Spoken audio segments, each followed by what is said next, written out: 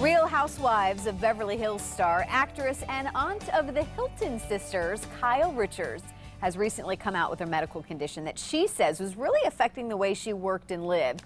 This morning, she, along with nationally renowned ophthalmologist Dr. Christopher Starr, are here to shed some light on chronic dry eye and what people need to know about it. Good morning. Good morning. All right, Kyle, let's start with you and tell me a little bit about being a reality TV star. And you've been battling this condition, I understand, for quite a while with your eyes. And I can only imagine how annoying, being on TV myself, how annoying that would be. Tell me a little bit about what's going on, what you've been going through.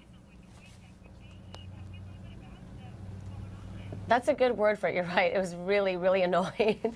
But not just when I was filming, but anytime I was doing anything, you know, on the computer or playing with my kids, working out.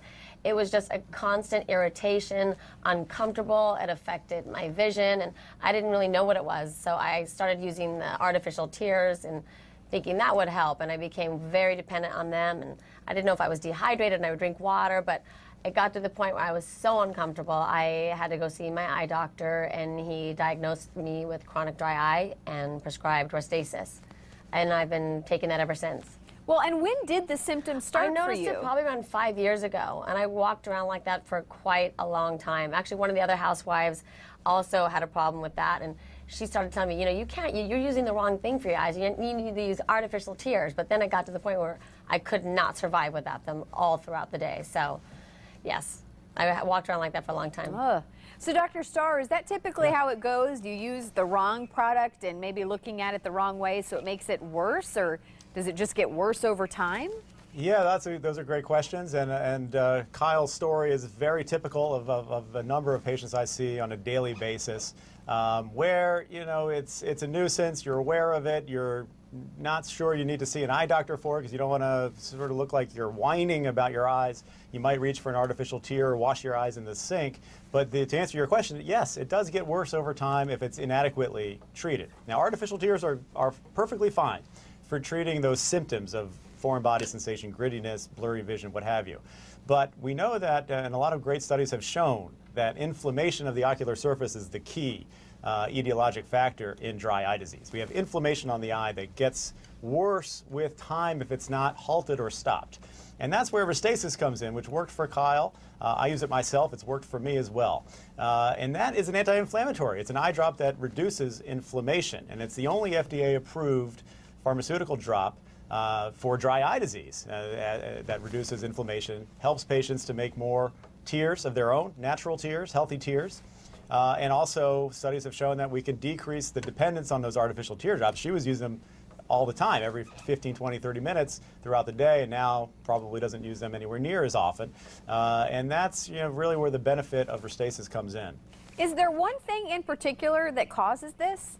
No. There are a number of things usually that we can pinpoint as sort of being at the root cause of some of this dryness and this inflammatory cycle.